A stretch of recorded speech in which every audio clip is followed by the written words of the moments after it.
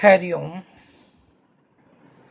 ഞാൻ പറഞ്ഞിരുന്ന ഒരു സ്പെഷ്യൽ ക്ലാസ് എന്നുള്ള നിലയ്ക്ക് ക്ലാസ് കഴിയാതെ വരുന്നു എന്ന് എനിക്കൊരു തോന്നലുണ്ടായി. അതുകൊണ്ടാണ് ഞാൻ ഇങ്ങനെ ക്ലാസ് എടുക്കാൻ തുടങ്ങിയത്. നിങ്ങൾക്ക് സൗകര്യമുള്ള സമയത്ത് നിങ്ങളിത് കാണാം, അല്ലാതെ ഇന്ന സമയത്ത് എന്നൊന്നും എനിക്ക് പറയാൻ പറ്റില്ല.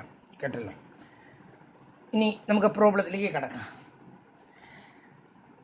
There are two bags.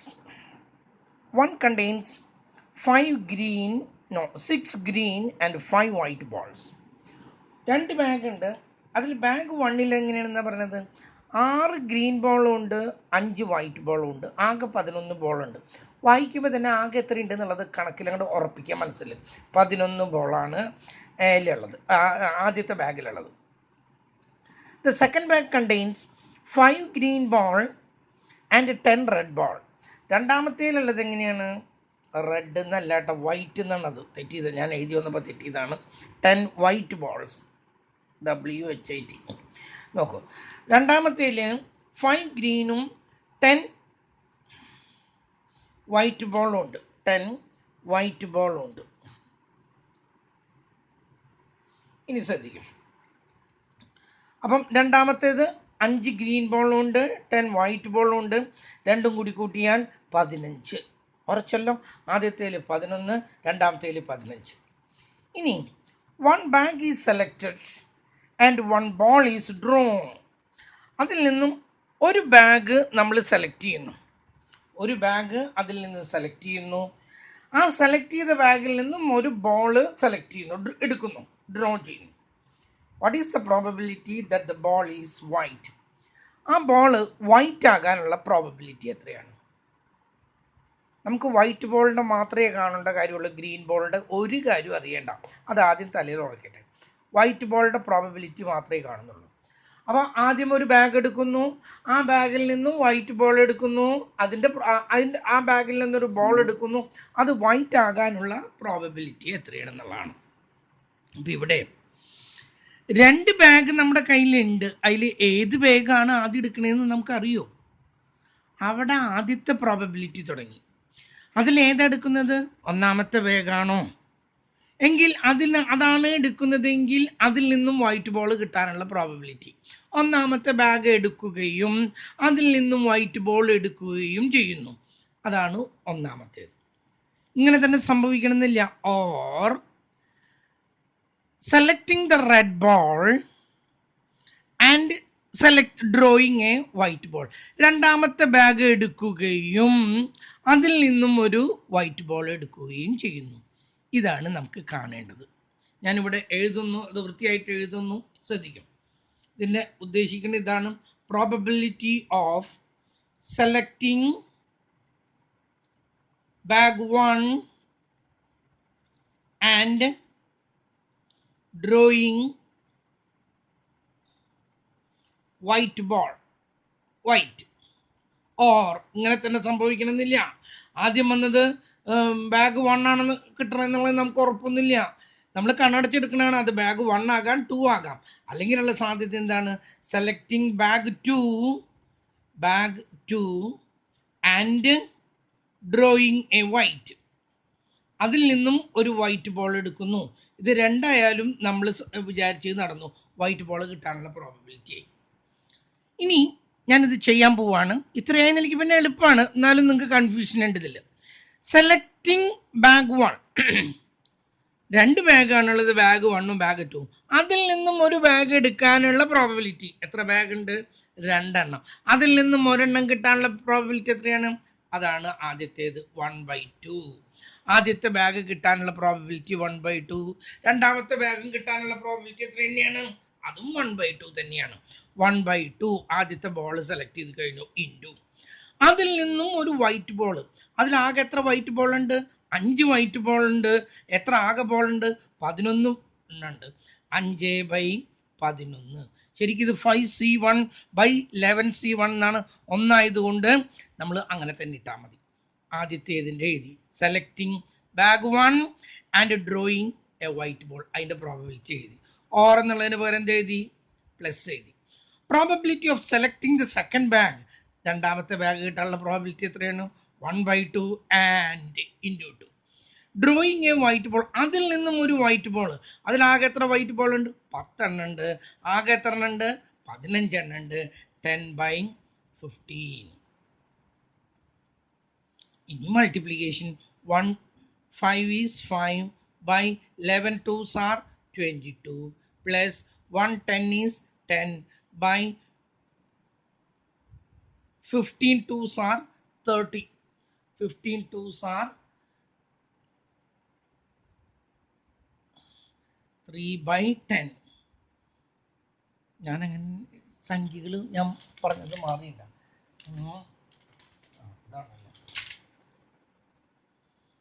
Yes, 5/22 plus 10/30. 5നെ 22 കൊണ്ട് ഡിവൈഡ് ചെയ്യുക. പല കുട്ടികൾക്ക് അതൊരു കൺഫ്യൂഷൻ നിൽക്കണം. അതുകൊണ്ട് ഒരു കാര്യം ചെയ്തേക്കാം. 5 ഡിവൈഡഡ് ബൈ 22, ദാറ്റ് ഈസ് എത്ര കിട്ടുന്നത്? 0.227 ആണ്. 0.22 മതി. പ്ലസ് 10/30, 10 ഡിവൈഡഡ് ബൈ 30 എന്ന് പറഞ്ഞാൽ 0.3333 എന്നിങ്ങനെ ആവർത്തിക്കും. 0.33. അതിൻ്റെ ഉത്തരം കിട്ടി നമുക്ക് ഈസ് ഈക്വൽ ടു 0.55. ഉത്തരമായി. ഇതാണ് ഇതിൻ്റെ പ്രോബബിലിറ്റി, 0.55. ഓക്കെ, ഞാൻ ചെയ്ത രീതി മനസ്സിലായല്ലോ. ഇങ്ങനത്തെ പ്രോബ്ലമാണ് കൂടുതൽ ചോദിക്കുന്നത്. 2 ബാഗ് ഉണ്ട്, രണ്ടിലും പർട്ടിക്കുലർ എമൗണ്ട് ഓഫ് ബോൾസ് ഉണ്ട്. ആദ്യം ഏതോ ഒരു ബാഗ് എടുക്കുകയും അതിൽ നിന്നും ഒരു ബോൾ എടുക്കുകയും ചെയ്തു. അത് വൈറ്റ് ബോൾ ആവണം, അല്ലെങ്കിൽ അത് റെഡ് ബോൾ ആകണം, അല്ലെങ്കിൽ അത് ഗ്രീൻ ബോൾ ആകണമെങ്കിൽ നമ്മൾ എന്താ ചെയ്യുന്നത്? ആദ്യത്തെ ബാഗ് എടുക്കാനുള്ള പ്രോബബിലിറ്റി, 2 ബാഗാണ്, അപ്പോൾ ആദ്യത്തെ ബാഗ് എടുക്കാനുള്ള പ്രോബബിലിറ്റി എത്രയാണ്? 1/2 ഇൻറ്റു അതിൽ നിന്നും വൈറ്റ് ബോൾ കിട്ടാനുള്ള പ്രോബബിലിറ്റി, അതിൽ 5 വൈറ്റ് ബോളും ആകെ ബോൾ 11 പ്ലസ് അത് അങ്ങനെ തന്നെ സംഭവിക്കണമെന്നില്ലല്ലോ. രണ്ടാമത്തെ ബോളായി എടുത്തെങ്കിലോ, രണ്ടാമത്തെ ബോൾ എടുക്കാനുള്ള പ്രോബബിലിറ്റി ഇൻറ്റു അതിൽ നിന്നും വൈറ്റ് ബോൾ കിട്ടാനുള്ള പ്രോബബിലിറ്റി. ഏത് വേഗം എടുക്കാമെന്ന് നമുക്കറിയില്ല. ആദ്യത്തെ ബോളാണെങ്കിൽ ഇങ്ങനെ സംഭവിക്കും, രണ്ടാമത്തെ ബോളാണെങ്കിൽ ഇങ്ങനെ സംഭവിക്കും. ഇത് രണ്ടും കൂടി ഇതും സംഭവിക്കാം ഇതും സംഭവിക്കും എന്ന് പറയുമ്പോൾ രണ്ടും കൂടി ഓർ എന്ന് പറയുമ്പോൾ കൂട്ടുന്നു. ഇതാണ് നമുക്കൊരു വൈറ്റ് ബോൾ കിട്ടണം. അത് ബാഗ് 1 നിന്നായാലും കൊള്ളാം, ബാഗ് 2 നിന്നായാലും കൊള്ളാം. Okay, yes. അടുത്ത പ്രോബ്ലം. ഇത് നിങ്ങൾക്ക് ഹോംവർക്ക് ആയിട്ട് ഞാൻ തരണമെന്ന് ഉദ്ദേശിച്ചാണ്. കാരണം സെയിം പ്രോബ്ലം തന്നെയാണ്. ഏൺ ഞാൻ പറഞ്ഞു എന്താണ്, പണസഞ്ചിന്ന അല്ലെങ്കിൽ മടിശീല എന്നൊക്കെ പറയും, കേട്ടല്ലോ. പണ്ടത്തെ ആളുകൾ പൈസ ഒക്കെ വെക്കാനും ഒക്കെ ഉപയോഗിച്ചിരുന്ന ഒരു തരം തുണിയുടെ ഒരു ബാഗാണത്. Contains 4 white and 3 red balls. ആദ്യത്തെ ഏണിൽ 4 വൈറ്റ് ബോൾ ഉണ്ട്, 3 റെഡ് ബോൾ ഉണ്ട്. അപ്പം നമുക്ക് കിട്ടി 4 3 7 ബോൾ ആകെയുണ്ട്. And urn B contains 2 white ball and 5 red balls ഉണ്ട്. ആകെ 7 ബോൾസ് ഉണ്ട്. One of the urn is to be chosen. അതിൽ നിന്ന് ഒരു ഏൺ ചോസ് ചെയ്യുന്നു. And a ball is to be selected. എന്നിട്ട് ആ സെലക്ട് ചോസ് ചെയ്ത് ഒരു ബോൾ അങ്ങ് എടുക്കുന്നു. What is the probability that the chosen ball is white? ആ കിട്ടുന്നത് വൈറ്റ് ആകാനുള്ള പ്രോബബിലിറ്റി എന്താണ്? ഞാനിവിടെ ഇത്ര നേരം പറഞ്ഞത് അതാ. ആദ്യത്തെ ഏണാണോ രണ്ടാമത്തെ ഏണാണോ എടുക്കണമെന്ന് നമുക്കറിയില്ല. ഒരു ഏൺ നമ്മൾ സെലക്ട് ചെയ്തു. ആദ്യത്തെ ഏൺ എടുക്കാനുള്ള പ്രോബബിലിറ്റി ഇൻറ്റു അതിൽ നിന്നും വൈറ്റ് ബോൾ കിട്ടാനുള്ള പ്രോബബിലിറ്റി, ബ്രാക്കറ്റ് ക്ലോസ് ചെയ്തു. ഓർ എന്ന് പറഞ്ഞാൽ എന്താ അർത്ഥം? പ്ലസ് രണ്ടാമത്തെ ഏൺ എടുക്കാനുള്ള പ്രോബബിലിറ്റി ഇൻറ്റു രണ്ടാമത്തെ ബാഗിൽ നിന്നും ഏണിൽ നിന്നും വൈറ്റ് ബോൾ കിട്ടാനുള്ള പ്രോബബിലിറ്റി. കഴിഞ്ഞു. ഇത് നിങ്ങൾ തന്നെ ചെയ്താൽ പോരെ, ഞാൻ ചെയ്യേണ്ട കാര്യം ഉണ്ടാ ഇവിടെ? ഇത് തന്നെ ചെയ്യൂ. ഞാൻ ഹോംവർക്ക് ആയിട്ട് തന്നെയാണ് ഞാനിത് ഉദ്ദേശിച്ചത്, കേട്ടല്ലോ. നേരത്തെ ചെയ്ത അതേ പ്രോബ്ലം, ബാഗ് എന്നുള്ളതിന് പകരം ഏൺ എന്ന് വന്നു, അത്ര ഒരു വ്യത്യാസമുള്ളൂ. അടുത്ത പ്രോബ്ലം ശ്രദ്ധിക്കാം. ഇതൊരു വ്യത്യസ്തമായിട്ടുള്ള പ്രോബ്ലമാണ്, ഇതുവരെ ചെയ്തതിൽ നിന്നും വ്യത്യസ്തമായിട്ടുള്ള ഒരു പ്രോബ്ലമാണിത്. ഇതിൽ കാണാനുണ്ടാ ശരിക്കും മുഴുവനായിട്ട്? നോക്കൂ.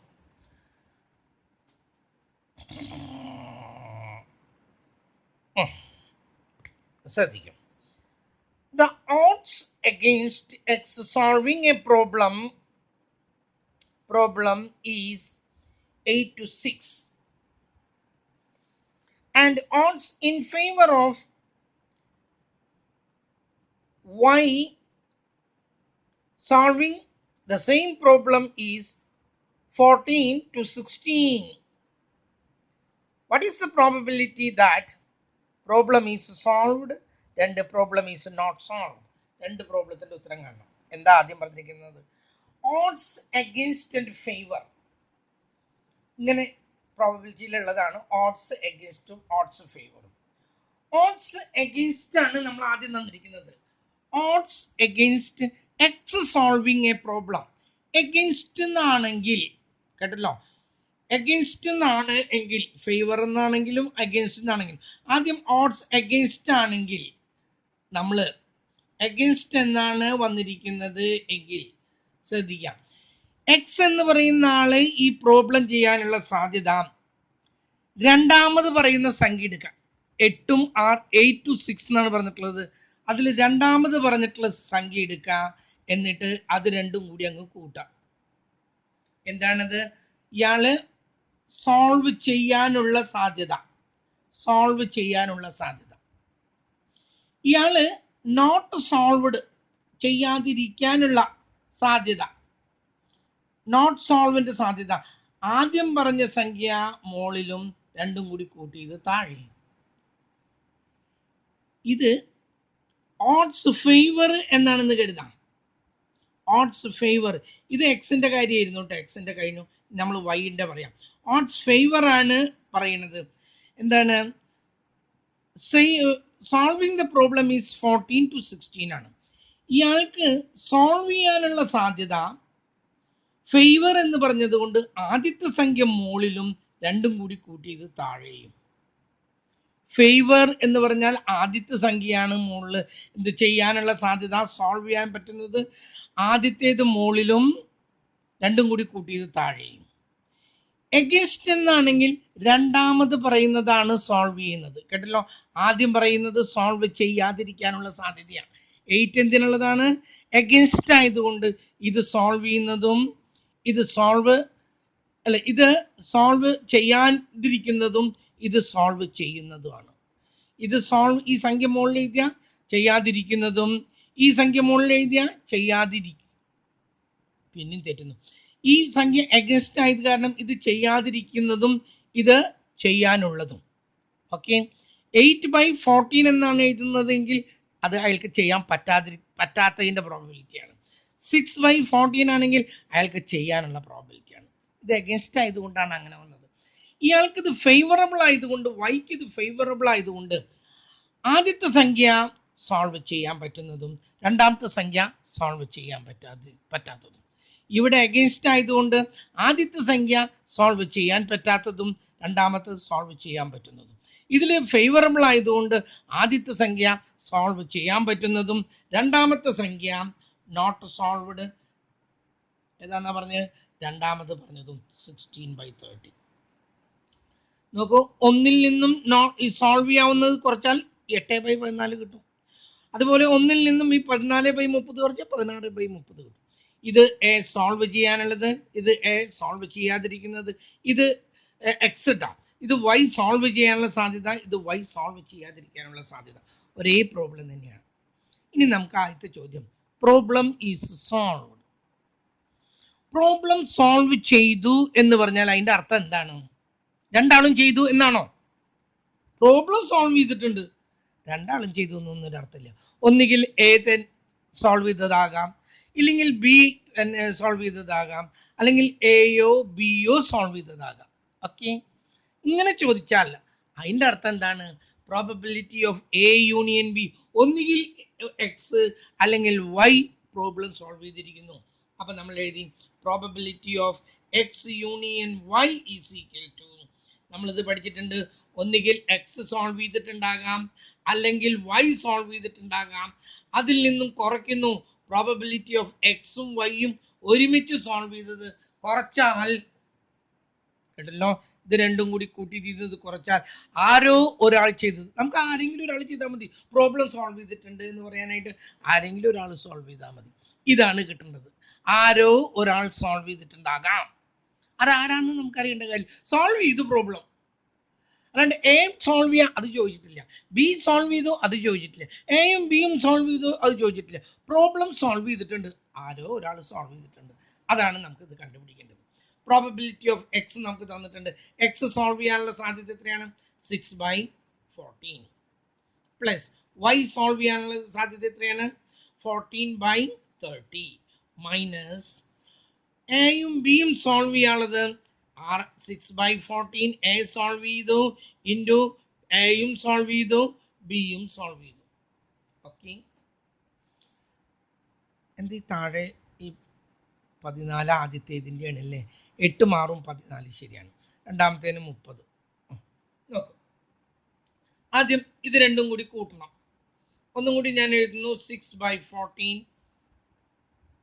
പ്ലസ് 14/13 മൈനസ്, നോക്കൂ ഈ 14ഉം ഈ 14ഉം ക്യാൻസൽ ചെയ്ത് പോയി, ബാക്കി എത്രയുണ്ട്? 6/13 ഉണ്ട്. ഓക്കെ, 6/13. കൂടുതലൊന്നും ആലോചിക്കേണ്ട, നിങ്ങളെ ഡിവൈഡ് ചെയ്തേക്ക്. 6/14 അതാണ് ഏറ്റവും നല്ലത്. എത്ര കിട്ടുന്നത്? 0.42 പ്ലസ് 14 30 ഉണ്ട്, 40 divided by 30 is equal to 0.466, 0.47 എടുക്കും. മൈനസ് 6ന് 30 ഉണ്ട്, 6 ഡിവൈഡഡ് ബൈ 30 0.2 എന്ന് കിട്ടി. 6 ഡിവൈഡഡ് ബൈ 30 0.2 എന്ന് കിട്ടി. ഇത് രണ്ടും കൂടി കൂട്ടുന്നു. 0.42 plus 0.47 minus 0.2 is equal to 0.69 എന്ന് ഉത്തരം കിട്ടി. 0.69 എന്നാണ് അതിൻ്റെ ഉത്തരം. 0.69. അപ്പോൾ ഓഡ്സ്, ഫേവർ എന്നോ അഗേൻസ്റ്റ് എന്നോ പറയുമ്പോൾ രണ്ട് സംഖ്യ തരും. 2 to 6 എന്നോ 2 to 5 എന്നോ 14 to 16 എന്നോ രണ്ട് സംഖ്യ തരും. ഫേവർ എന്ന് പറഞ്ഞാൽ ആദ്യത്തെ സംഖ്യ അയാൾ അത് ചെയ്യാനുള്ള സാധ്യത ബൈ അതിൻ്റെ ടോട്ടൽ. അയാൾ ചെയ്യാതിരിക്കാനുള്ളത് രണ്ടാമത്തെ സംഖ്യ ബൈ ടോട്ടൽ, ഫേവർ ആണെങ്കിൽ. അഗേൻസ്റ്റ് എന്നാണെങ്കിൽ ആദ്യത്തെ സംഖ്യ ചെയ്യാതിരിക്കാനുള്ളത് ബൈ ടോട്ടൽ. ചെയ്യുന്നത് അഗേൻസ്റ്റിന്റെ കാര്യം നമ്മൾ ചെയ്യുന്നത് രണ്ടാമത്തെ സംഖ്യ ബൈ ടോട്ടൽ. പിന്നെ നിങ്ങൾ സാധാരണ പ്രോബ്ലം ചെയ്യണമെന്ന് അങ്ങോട്ട് ചെയ്യാം. ഈ പ്രോബ്ലം ഒന്ന് ശ്രദ്ധിച്ച് ചെയ്തിരിക്കണം. ഇതിലത്തെ എല്ലാ പ്രോബ്ലവും ശ്രദ്ധിക്കേണ്ടതാണ്. നോക്കൂ അടുത്തത്. The odds are 7 to 5 against a person. The odds are 7 to 5 against a person. അയാളുടെ പേര് എ എന്നാണ്. Living 40 more years. 40 വർഷം കൂടിയും അയാൾ ജീവിച്ചിരിക്കാനുള്ള സാധ്യത അയാൾക്ക് അഗേൻസ്റ്റ് ആയിട്ടാണ് പറഞ്ഞിരിക്കുന്നത് 7 to 5. അപ്പോ ഒരു മിനിറ്റ്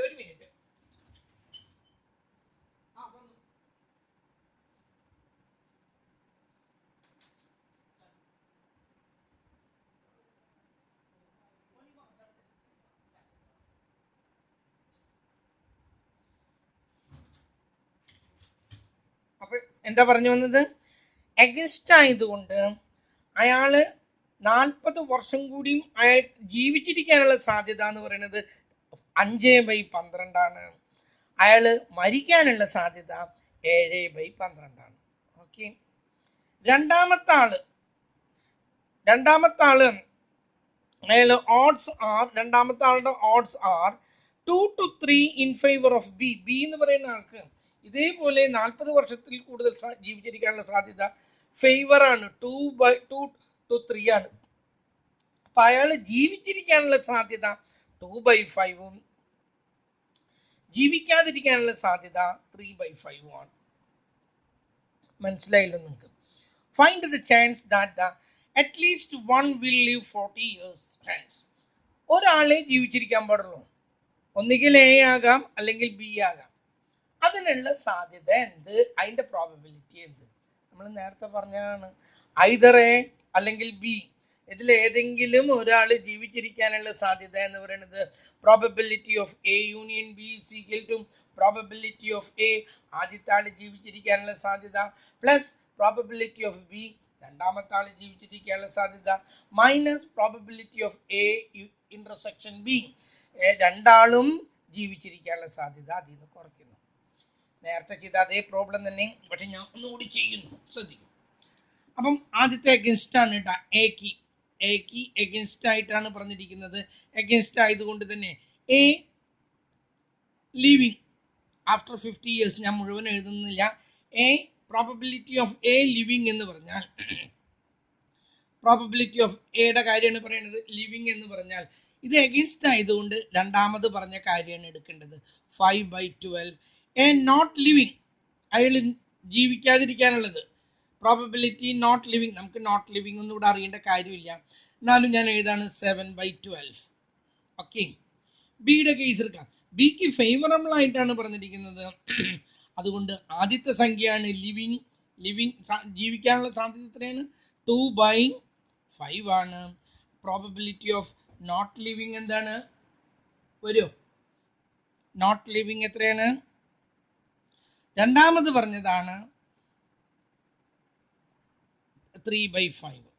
ഇനി നമുക്കറിയേണ്ടത് probability of A union B ആണ്. എയോ ബിയോ ജീവിച്ചിരിക്കാനുള്ള സാധ്യത എന്ന് പറഞ്ഞാൽ probability of A plus probability of B minus probability of A intersection B. ഇനി നിങ്ങൾക്ക് ചെയ്യാവുന്നതേ ഉള്ളൂ. ഏതെങ്കിലും ഒരാൾ ജീവിച്ചിരിക്കുക, എയോ ബിയോ ജീവിച്ചിരിക്കാനുള്ള സാധ്യതയാണ് ചോദിച്ചിരിക്കുന്നത്, അറ്റ്ലീസ്റ്റ് 1. അപ്പോൾ ആദ്യത്തേത് എത്രയാണ്? എയുടെ ജീവിച്ചിരിക്കാനുള്ള സാധ്യത 5/12 പ്ലസ് ബി ജീവിച്ചിരിക്കാനുള്ള സാധ്യത 2/5 മൈനസ് രണ്ടാളും ജീവിച്ചിരിക്കാനുള്ള സാധ്യത 5/12 ഇൻറ്റു 2/5. ഇനി 5/12 പ്ലസ് 2/5 മൈനസ് രണ്ടും കൂടി മൾട്ടിപ്ലൈ ചെയ്യുന്നു. വേണ്ട, ഈ 5ഉം ഈ 5ഉം ക്യാൻസൽ ചെയ്ത് പോയി 2/12 എന്ന് കിട്ടി. ഇനി 5നെ 12 കൊണ്ട് ഡിവൈഡ് ചെയ്യുന്നു. 5/12 ഈസ് ഈക്വൽ ടു 0.416 ആയതുകൊണ്ട് 0.42 എന്നെടുത്തു. ഡിവൈഡഡ് ബൈ 2/5 എത്ര കിട്ടിയത്? 0.4. അതും കഴിഞ്ഞു മൈനസ് 2/12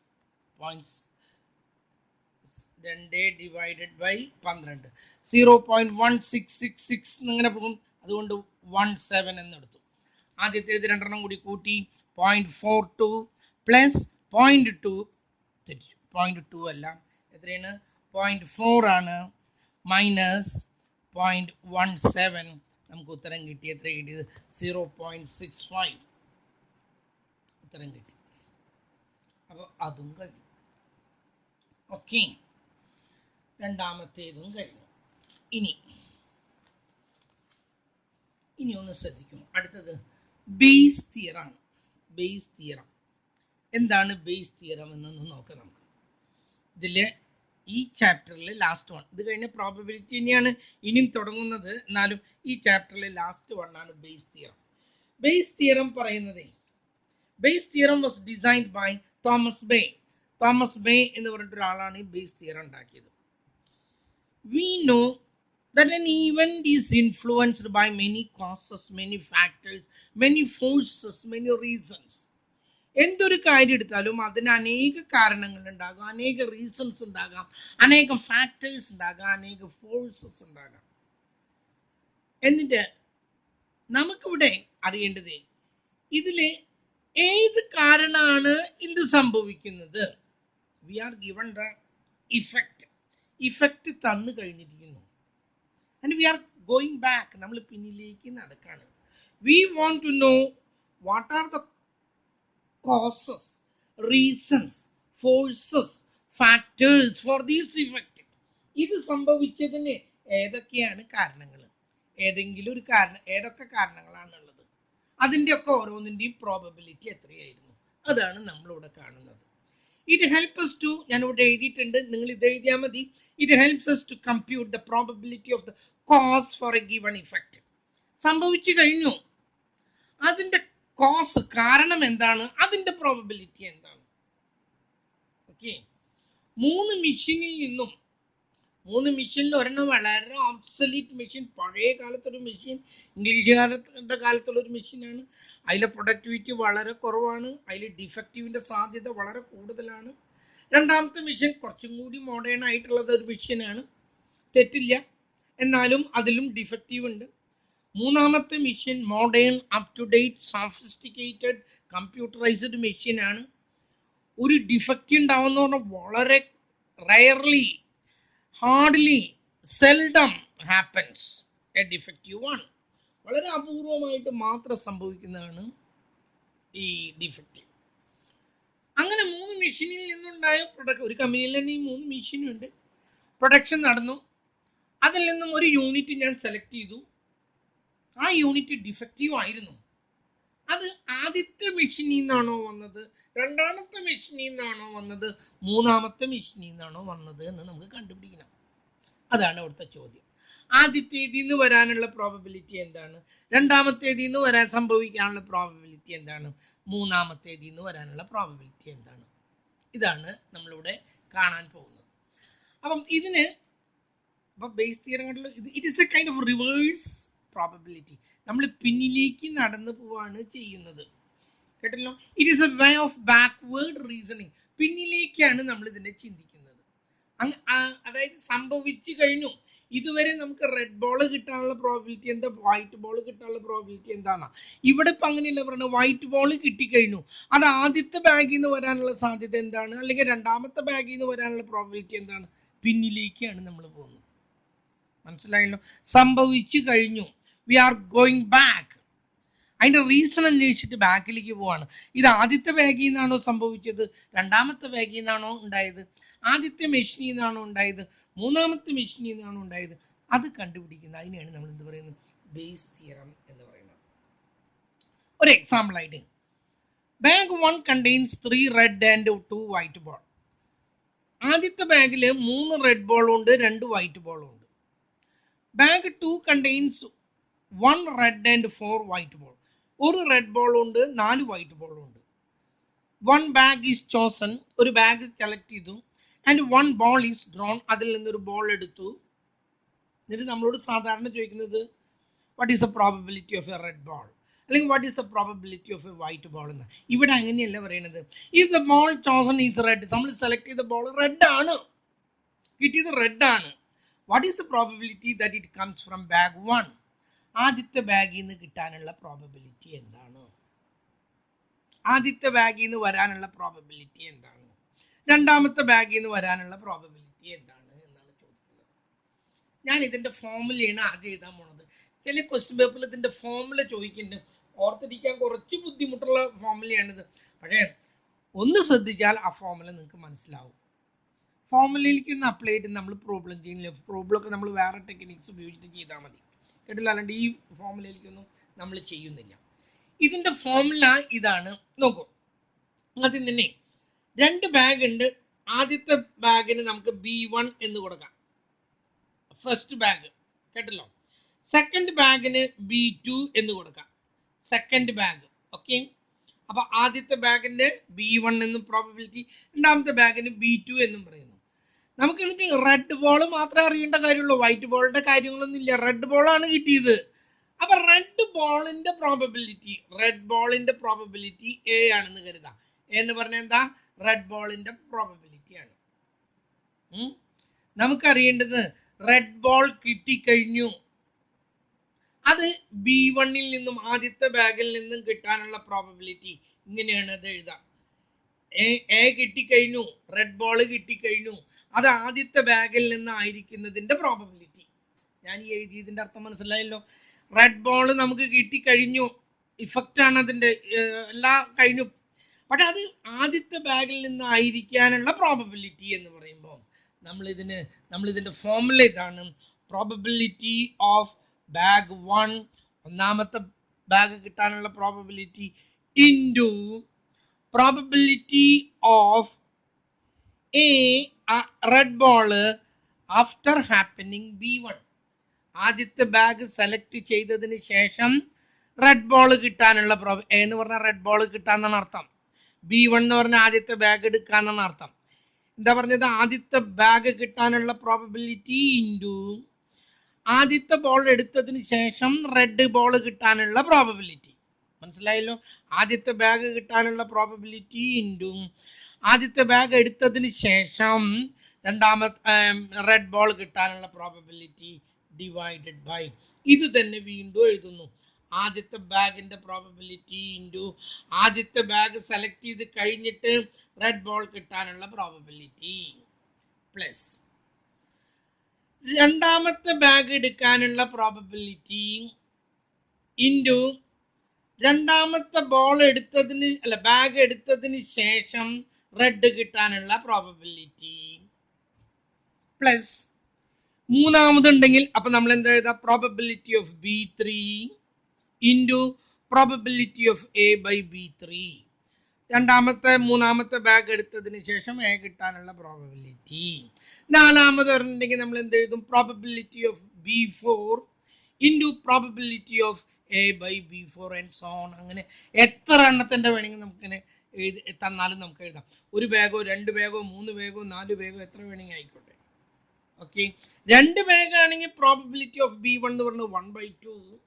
3 ബാഗ് ആണെങ്കിൽ പ്രോബബിലിറ്റി ഓഫ് B1 എന്ന് പറഞ്ഞത് 1/3. 4 ബാഗ് ആണെങ്കിൽ പ്രോബബിലിറ്റി ഓഫ് B1 എന്ന് പറഞ്ഞത് 1/4. ആ ഒരു ചേഞ്ചേ ഉള്ളൂ, വേറെ ഒരു വ്യത്യാസമില്ല. ഫോർമുല മനസ്സിലായല്ലോ?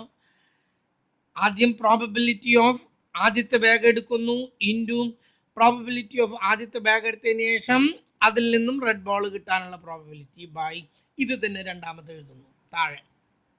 പിന്നെ എഴുതുന്നത് രണ്ടാമത്തെ ബാഗിന്റെ സാധ്യതകളുടെ probability of B2 into B2 എടുത്തതിന് ശേഷം റെഡ് കിട്ടാനുള്ളത് പ്ലസ് പ്രോബബിലിറ്റി ഓഫ് മൂന്നാമത്തെ ബാഗ് ഇൻറ്റു പ്രോബബിലിറ്റി ഓഫ് മൂന്നാമത്തെ ബാഗ് എടുത്തിട്ട് രണ്ടാമത്തെ ബാഗ്. അതങ്ങനെ കുത്തിട്ട് ഇതാണ് ഫോർമുല. ഇത് പ്രോബബിലിറ്റി ഓഫ് രണ്ടാമത്തെ ബാഗിൽ നിന്നാണ് കിട്ടണമെന്ന് അങ്ങനെയും ചോദിച്ചു എന്ന് ചോദിക്കാം. പ്രോബബിലിറ്റി ഓഫ് B2 റെഡ് ബോളാണ് കിട്ടിയത്. B2 കിട്ടാനുള്ള സാധ്യത രണ്ടാമത്തെ ബാഗിൽ നിന്നും കിട്ടാനുള്ള പ്രോബബിലിറ്റി എന്ന് പറയുമ്പോൾ നമ്മൾ ഈ ഫോർമുലയിൽ ഇത്ര വ്യത്യാസമേ ഉള്ളൂ. Probability of B2 into probability of A/B2. രണ്ടാമത്തെ ബാഗ് എടുത്തതിന് ശേഷം റെഡ് ബോൾ കിട്ടാനുള്ള സാധ്യത. പിന്നെ ഇത് തന്നെയാണ് എഴുതാൻ പോണത്. Probability of B1 into probability of A/B1 plus probability of B2 എഴുതിയത് ഇൻറ്റു പ്രോബബിലിറ്റി ഓഫ് A/B2. ഇനി മൂന്നാമത്തെ ഉണ്ടെങ്കിൽ മൂന്നാമത്തേത് എഴുതാം, നാലാമത്തെ ഉണ്ടെങ്കിൽ നാലാമത്തെ തന്നെ. ഫോർമുല ഒരു ചെറിയ ടെക്നിക്സ് ഉപയോഗിച്ചാൽ നിങ്ങൾക്ക് മനസ്സിലാവും. ആദ്യത്തെ ബാഗ് എടുക്കുന്നു, ആ ബാഗ് എടുത്തതിന് ശേഷം റെഡ് ബോൾ കിട്ടുന്നു, അത് തന്നെ വീണ്ടും എഴുതുന്നു പ്ലസ് രണ്ടാമത്തെ ബാഗ് എടുക്കുന്നു, അത് രണ്ടാമത്തെ ബോൾ എടുത്തതിന് ശേഷം റെഡ് ബോൾ കിട്ടുന്നു പ്ലസ് മൂന്നാമത്തെ ബാഗ് എടുക്കാനുള്ള പ്രോബബിലിറ്റി ഇൻറ്റു മൂന്നാമത്തെ ബാഗ് എടുത്തതിന് ശേഷം A1 കിട്ടാനുള്ള പ്രോബബിലിറ്റി. ഇനി ഞാൻ ഈ പ്രോബ്ലം ഒന്ന് ചെയ്യാൻ പോവാണ് കേട്ടോ, ശ്രദ്ധിക്കാം. ആദ്യത്തെ ബാഗ് നമ്മൾ ഇതിന്റെ ഉത്തരാണി കാണാൻ പോണത് ഈക്വൽ ആദ്യത്തെ ബാഗ് എടുക്കാനുള്ള സാധ്യത 2 ബാഗാണ് നമുക്ക് കൂടി ഉള്ളത്. ആദ്യത്തെ ബാഗ് എടുക്കാനുള്ള പ്രോബബിലിറ്റി എത്രയാ? 1/2. ഓക്കെ, 1/2 ഇതാണ് ഈ ഫോർമുലയിലേക്ക് തന്നെ എഴുതുന്നത്. ഇൻറ്റു ആദ്യത്തെ ബാഗ് എടുത്തതിന് ശേഷം റെഡ് ബോൾ. ആദ്യത്തെ ബാഗിൽ എത്ര റെഡ് ബോൾ ഉണ്ട്? 3 എണ്ണം ഉണ്ട്. ആകെ എത്ര ബോൾ ഉണ്ട്? 3 2 3 2 5 ബോൾ ഉണ്ട് ആദ്യത്തേല് ഇല്ലേ? റെഡ് ബോളിന്റെ പ്രോബബിലിറ്റി മാത്രമേ കാണണ്ടോ? 3 2 5 ആണ്. 3/5 3/5 മുകളിലത്തെ എഴുതി കഴിഞ്ഞു. ആദ്യത്തെ ബാഗ് എടുക്കാനുള്ള പ്രോബബിലിറ്റി ഇൻറ്റു ആ ബാഗിൽ 3 റെഡ് ബോളും ആകെ 5 ബോളും ബൈ അത് നമ്മൾ വീണ്ടും ഇങ്ങോട്ട് എഴുതി 1/2 ഇൻറ്റു 3/5 പ്ലസ് രണ്ടാമത്തെ ബാഗ് എടുക്കാനുള്ള പ്രോബബിലിറ്റി എത്രയാണ്? അതും 1/2 തന്നെയാണ് ഇൻറ്റു രണ്ടാമത്തെ ബാഗിൽ നിന്നും റെഡ് ബോൾ കിട്ടാനുള്ള പ്രോബബിലിറ്റി.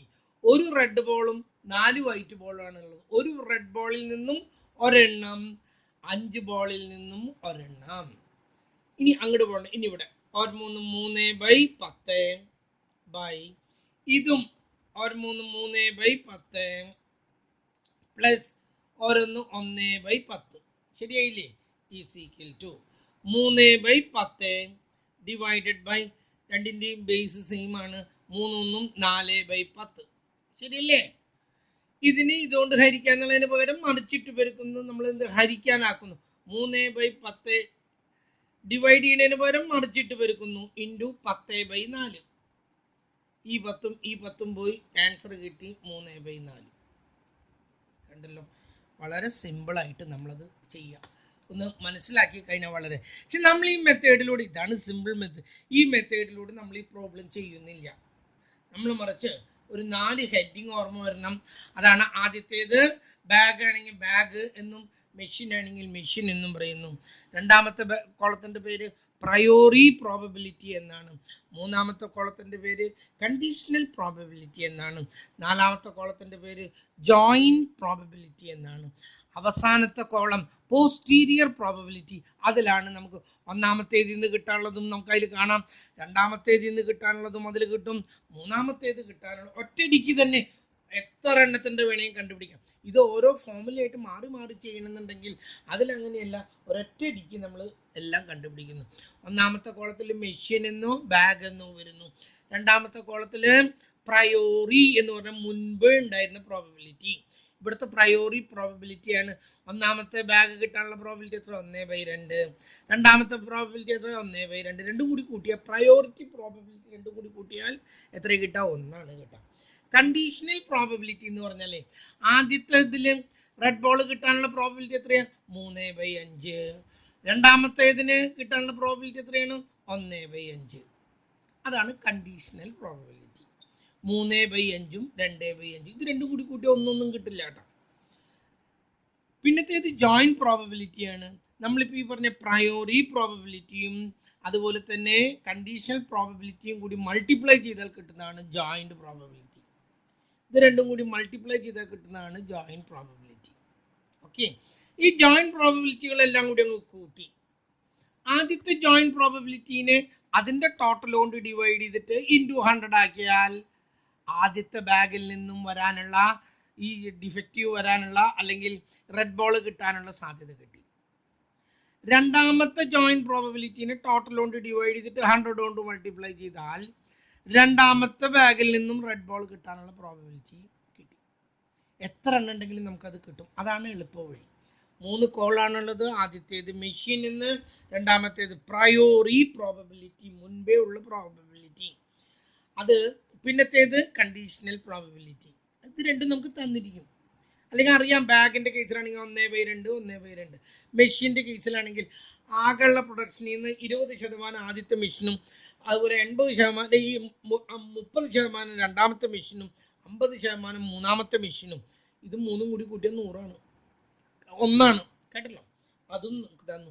കണ്ടീഷണൽ പ്രോബബിലിറ്റി എന്ന് പറയുക ആദ്യത്തെ മെഷീനിൽ നിന്ന് ഡിഫക്റ്റീവ് കിട്ടാനുള്ള പ്രോബബിലിറ്റി നമുക്ക് തന്നിരിക്കും, രണ്ടാമത്തേതിൽ നിന്ന് ഡിഫക്റ്റീവ് കിട്ടാനുള്ള പ്രോബബിലിറ്റി തന്നിരിക്കും, മൂന്നാമത്തേതിൽ നിന്ന് ഡിഫക്റ്റീവ് കിട്ടാനുള്ള പ്രോബബിലിറ്റി തന്നിരിക്കും. അപ്പം പ്രയോറി പ്രോബബിലിറ്റി മനസ്സിലായി, കണ്ടീഷണൽ പ്രോബബിലിറ്റി മനസ്സിലായി. ചില കുട്ടികൾ ചോദിക്കുന്നത്, സാർ ഇതൊക്കെ മനസ്സിലാക്കാൻ ഒരു ബുദ്ധിമുട്ടുമില്ല, നിങ്ങൾ അങ്ങോട്ടും ഇങ്ങോട്ടും തിരിച്ചിട്ടാലും ഒരു കുഴപ്പമില്ല. ഈ ജോയിന്റ് പ്രോബബിലിറ്റിയുള്ള സംഖ്യകളൊക്കെ കണ്ടീഷണൽ പ്രോബബിലിറ്റിയിലും കണ്ടീഷണൽ പ്രോബബിലിറ്റികളിലൊക്കെ ഒരു കുഴപ്പമില്ല. കാരണം ഈ പ്രയോറി പ്രോബബിലിറ്റിയിലും കണ്ടീഷണൽ പ്രോബബിലിറ്റി അങ്ങോട്ടും ഇങ്ങോട്ട് തിരിഞ്ഞു പോയാലേ ഒരു കുഴപ്പമില്ല എന്ന്. കാരണം ഇത് അങ്ങോട്ടും ഇങ്ങോട്ട് മൾട്ടിപ്ലൈ ചെയ്ത് കിട്ടുന്ന ആൻസർ സെയിം ആണല്ലോ. അതാണ് ജോയിന്റ് പ്രോബബിലിറ്റി.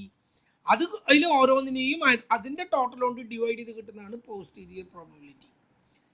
ഒരു കുട്ടി എന്ത് ചെയ്യുന്ന അറിയാം, പരീക്ഷിക്കും, അവൻ ആദ്യത്തേന് മെഷീൻ എന്നൊക്കെ എഴുതി വെച്ചു, രണ്ടാമത്തേത് പ്രയോറിറ്റി എന്നൊന്നും കിട്ടിയില്ല, അവൻ അവിടെ അങ്ങനെ കുറവ് എന്തൊക്കെയോ എഴുതിയിട്ട് പ്രോബബിലിറ്റി എന്ന് എഴുതി, രണ്ടാമത്തേത് കണ്ടീഷണൽ പ്രോബബിലിറ്റി എന്ന് എഴുതി കിട്ടിയില്ല, അവിടെയും എന്തൊക്കെയോ കറന്ന് എഴുതിയിട്ട് പ്രോബബിലിറ്റി എന്ന് എഴുതി, മൂന്നാമത്തേത് എന്തൊക്കെയോ എഴുതിയിട്ട് പ്രോബബിലിറ്റി എന്ന് എഴുതി. വായിക്കുന്ന ആൾ വിചാരിച്ചു, ആദ്യത്തേത് ജോയിന്റ് പ്രയോറി പ്രോബബിലിറ്റി ആവുള്ളൂ, അതാണ് ആ കുട്ടി എഴുതിയിരിക്കുന്നത്. കാരണം കണ്ടീഷണലാണ്. മൂന്നാമത്തെ ജോയിന്റ്, അവനൊരു അറിവില്ലാണ്ട് അവൻ എഴുതിയതാ, പക്ഷെ അവൻ്റെ ഉത്തരം പക്കയാണ്. ആദ്യം ഇയാൾ നോക്കുന്നത് ഉത്തരത്തിലേക്ക്, ഉത്തരം കറക്റ്റ് ആണെങ്കിൽ, കറക്റ്റ് അല്ലെങ്കിലാണ് പിന്നിലേക്ക് നോക്കുന്ന പ്രശ്നം വരുന്നുള്ളൂ. എന്തായാലും അവൻ അതിൻ്റെ ഫുൾ മാർക്കും കിട്ടി. അതാണ് അതിൻ്റെ പ്രത്യേകത. അപ്പം നിങ്ങൾക്ക് കിട്ടിയില്ലെങ്കിൽ ആർക്കും മനസ്സിലാക്കാൻ പറ്റാത്ത തരത്തിൽ എന്തെങ്കിലുമൊക്കെ എഴുതി വയ്ക്കുക അവിടെ. ആദ്യത്തേത് പ്രയോറി, രണ്ടാമത്തേത് കണ്ടീഷണൽ, മൂന്നാമത്തേത് ജോയിന്റ്, അവസാനത്തേത് പോസ്റ്റീരിയർ. അതാണ് നമ്മുടെ ഉത്തരം. അതിലാണ് നമ്മുടെ ഉത്തരം വരുന്നത്. അത് നമുക്ക് അടുത്ത ക്ലാസ് എന്ന് പറയുമ്പോൾ ചിലപ്പം ഉച്ചതിരിഞ്ഞിട്ട് തന്നെയായിരിക്കും ക്ലാസ് വരുന്നത് കേട്ടോ. കാരണം ഇതോടുകൂടി തീർക്കാനാണ്. ഓക്കെ.